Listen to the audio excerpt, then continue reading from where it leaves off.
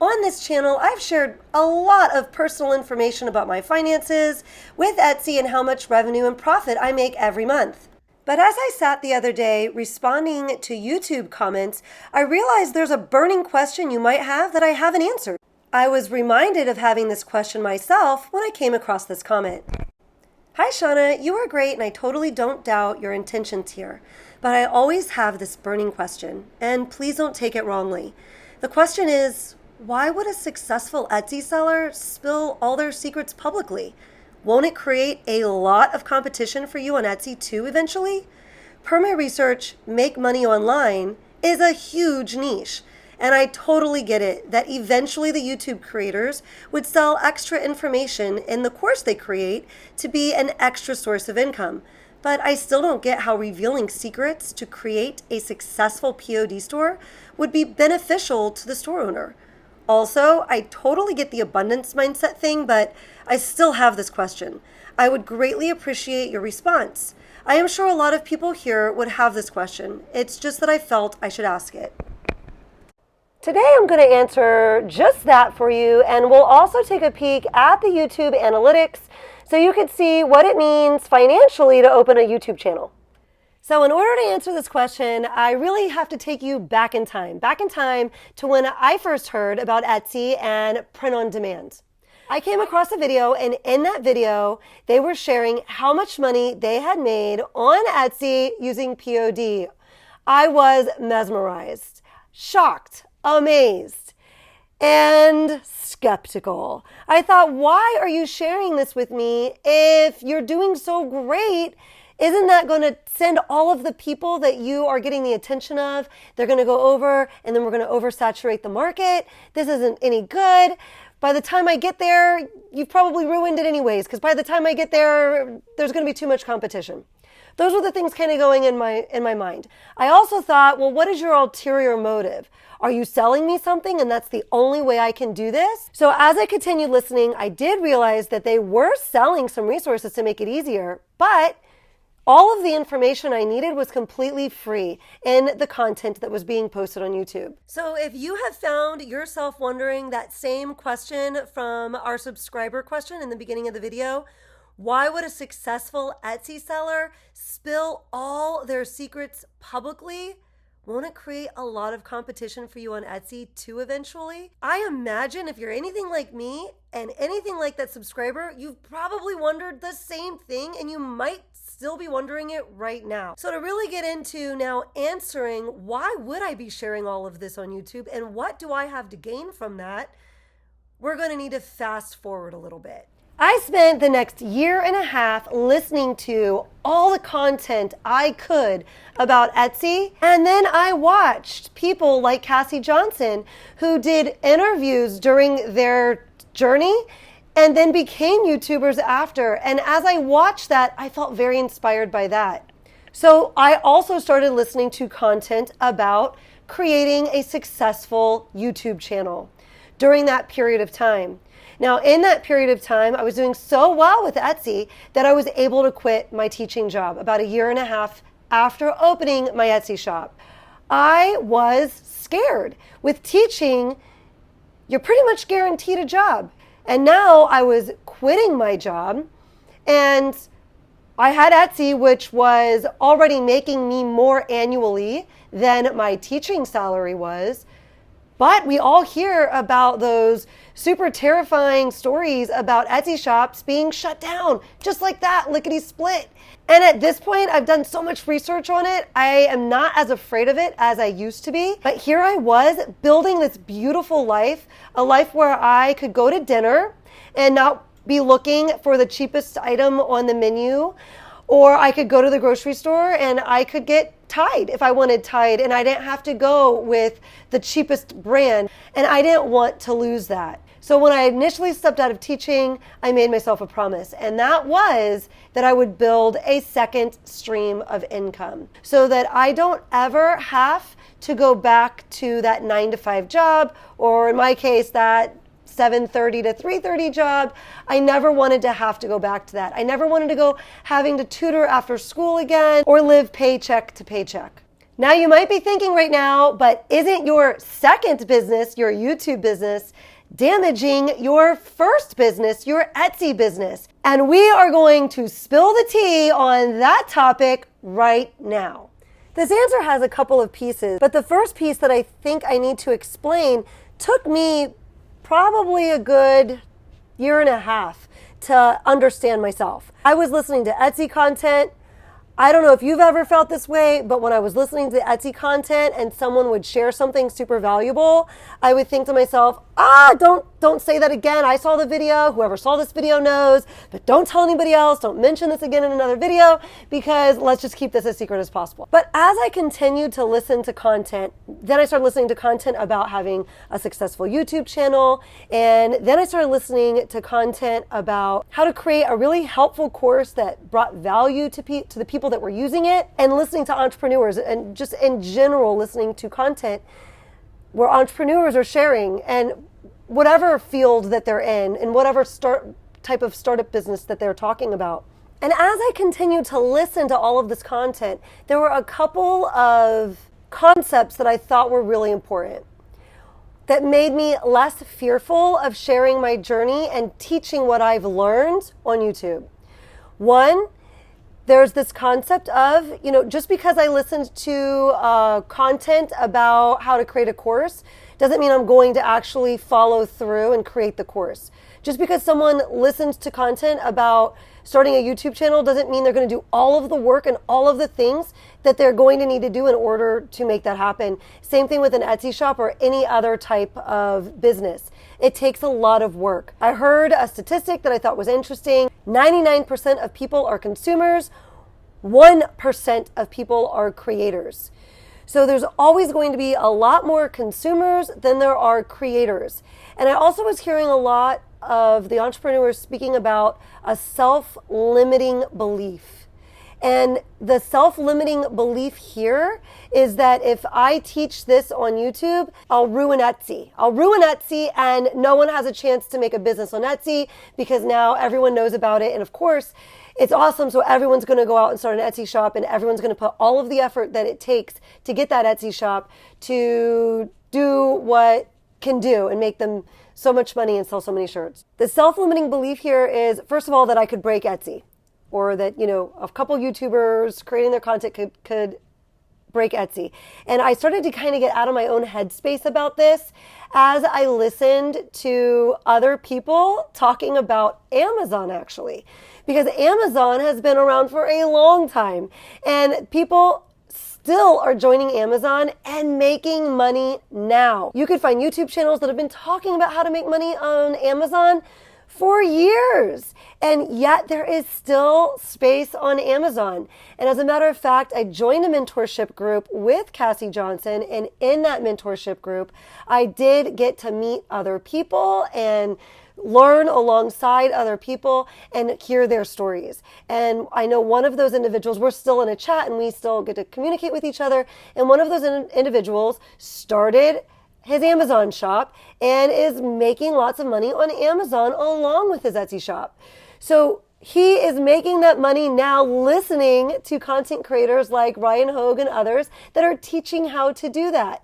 It's not going to break Amazon because people are sharing about Amazon. It's not going to break Etsy because people are sharing about Etsy. That's a self-limiting belief to think that everybody is going to get up, go do everything that it takes, and then suddenly we're going to have way more creators than we are consumers. And to that point, think about this. Competition is actually good. You don't want to be the only one offering something or just a few offering something on the Etsy platform, because no one's going to come to shop if there aren't a lot of nice options. People come on to Etsy for, let's say, Christmas shirts because there's tons of great options. They're going to be able to find the specific Christmas shirt that shows that they're a nurse that likes Christmas, or that shows that they're an ER nurse that likes Christmas, or that they're an ER nurse that likes Christmas and loves coffee. All of these options are on Etsy. If there weren't a lot of options, then there wouldn't be a lot of customers coming constantly to browse through those options. So not having competition would make it a marketplace that rarely people would think to go on. And with all of that being said, I'd be lying if I didn't admit that sometimes that thought does creep in, especially when I put together some resources, which I do have linked down in the description below.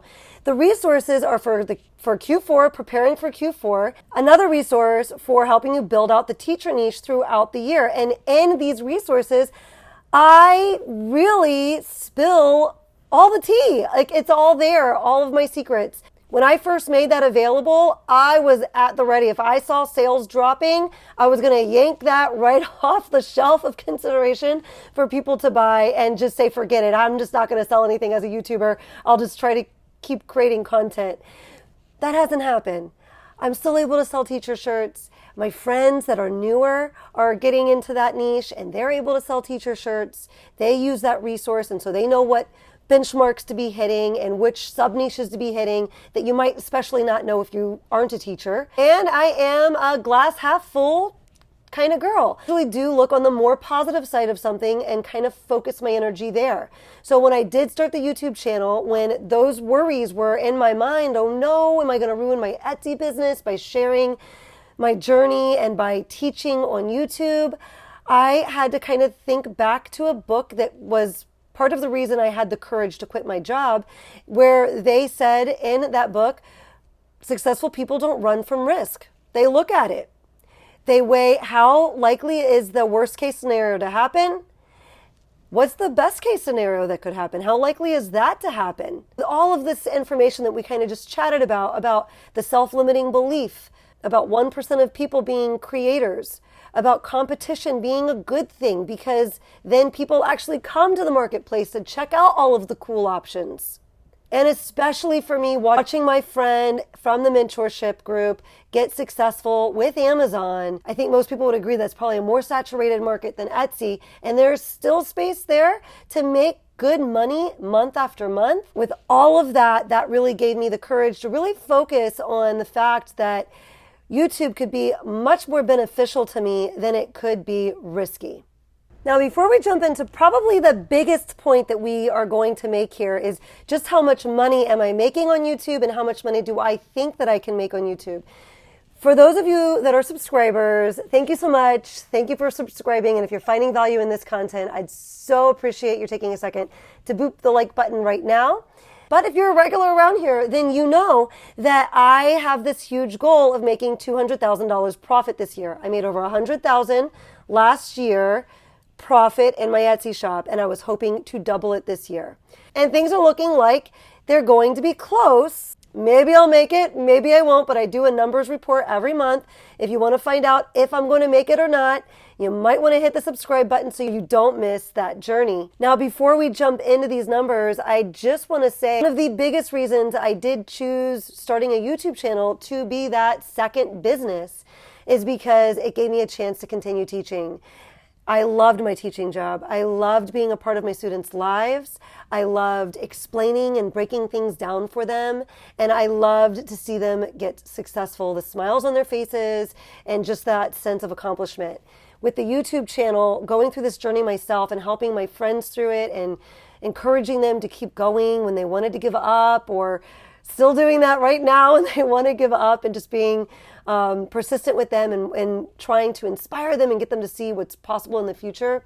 This is something that I enjoy. Being in a position that hopefully I could inspire someone or give them hope to keep going so that they can change their life too, as so many did for me when I was going through this process. Now, had I believed that I would destroy my Etsy shop by doing that, I wouldn't have started the YouTube channel. So I don't believe that.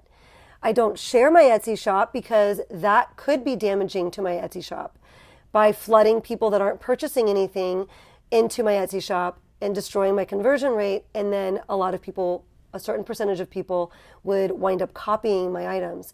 So that's why I don't share my shop, because I do believe that that would damage my shop. But I don't believe that sharing with you what I've accomplished will destroy Etsy.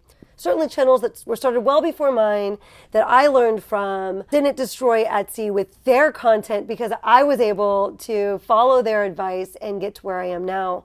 So I do not believe that by joining the other content creators on YouTube and sharing this information that I am destroying the opportunity on Etsy for myself, for my friends, and for you.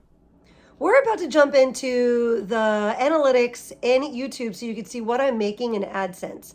AdSense is the amount of money that YouTube is paying me because there are advertisers that are putting ads on my videos.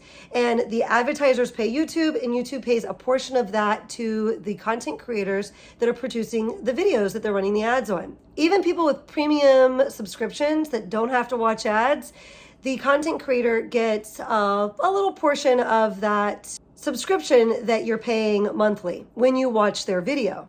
But something interesting here is that there are a lot more ways to make money on YouTube than just the AdSense. I am going to show you what I'm making monthly right now and what I project that might be next year.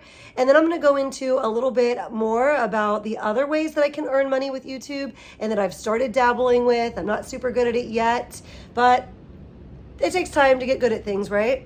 Now, you already know that I made $100,000 last year and I'm hoping to make $200,000 profit this year. YouTube takes a ton of time. It takes just as much time as my Etsy shop takes. As a matter of fact, if you're wondering how much time I put into YouTube, it's probably right around 40 to 50 hours a week to make 2 videos. By the time you come up with your thumbnail, which is a lengthy process because it's a very important part of the video, to the concept of the idea that you're going to be talking about and scripting that, and then coming up with all of the screenshots or visuals that I'm putting on screen along with what I'm saying. All of that takes time, and it does take me anywhere between 20 and 25 hours between beginning to end. I have an edited video that I can publish. So I say this because all of that time is time that I'm redirecting from my Etsy shop. Had I been putting all of that time into my Etsy shop, who knows where my Etsy shop could be now, right? Because I've been still able to grow it by putting a lot less time into it than I could be putting into it. And that also shows you that I'm probably predicting that I can make really good money with YouTube. If I'm going to be choosing this to be another business to build, then there's probably a lot of potential to be able to make money with that. Now, with that being said, my content is about Etsy. So if I don't want to build an Etsy shop or a YouTube channel that's only something that I can enjoy for a couple of years. These are things that I'm building to be long-term businesses that I can enjoy for many years to come. The YouTube channel is dependent on Etsy, really, because I need to be able to teach you about Etsy. And if I believed that there would be no more space on Etsy for anyone to open Etsy shops and become successful anymore because people are teaching it on YouTube, then this wouldn't have been the second stream of income that I would have started. Here we are in the YouTube analytics, and right here you'll see the estimated revenue for the last 30 days is $1,791. I've been watching this drop a little bit over the last week or two because I dropped down to 1 video per week as I needed to redirect and really get myself ready for Q4 over in my Etsy shop. So it's a little disheartening to see this dropping after I've been working so hard to build it, but sometimes you just have to choose things to focus on. Here you can take a look at exactly how much I've earned month by month with AdSense. So in January, I got monetized right toward the end of January. I wound up making $22. February was $422. March was $790. April was $1,359.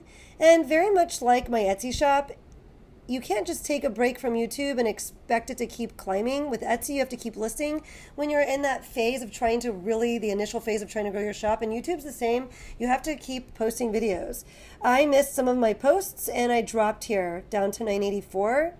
And then I came back strong, trying to make sure I was posting. And then 1,200, 1,129. A nice jump here in August to 2,251, September 2,122, and in October we're ongoing. So let's see where it winds up. 924. I do believe it's going to be in the 1,000 zone because I'm only posting 1 video a week. So right now, the total amount of money that I've earned from YouTube AdSense this year is $11,000. Well, $11,207. So now you know I made $11,000 in AdSense so far this year, but you also know that I spend between 40 and 50 hours a week on YouTube, so you might be thinking, well, that's really not worth the effort now, is it? And it wouldn't be, except that's not the only way that you can make money on YouTube. On YouTube, the next part of making money is having affiliate links and sponsorships. And these things kind of come naturally to, I would imagine, most people that are creating content, because whatever you're talking about, there's things that you use, and then you're going to share with your subscribers or your audience that you're using those things. So for me, I use Kittl to help me design things. I use GoDaddy Studios to help me design. I use Everbee to help me get the research that I need. And any of these tools that I use that I'm naturally going to be talking about, you can go get affiliate links for a lot of them. Now, GoDaddy Studios doesn't have an affiliate link, so I don't have a link for them in my description, but I still talk about them because I use them. But anything else that I talk about is usually down there because I've gone and grabbed that affiliate link.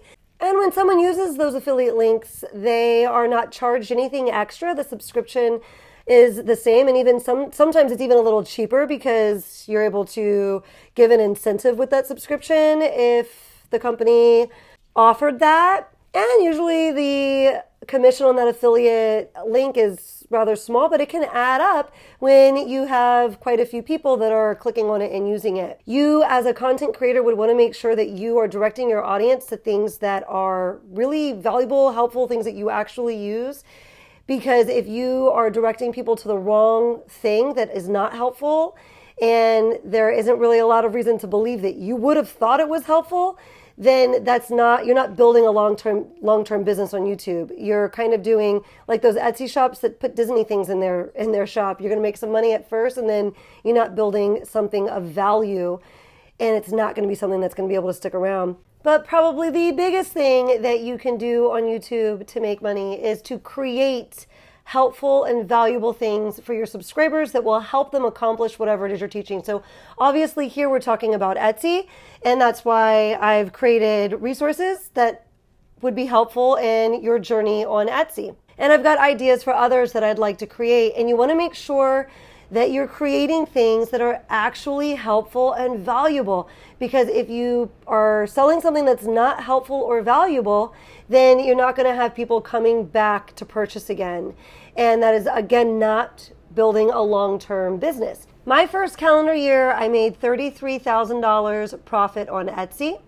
And right now with YouTube, I have made just under $30,000. I think it's like $29,000 and change profit on YouTube.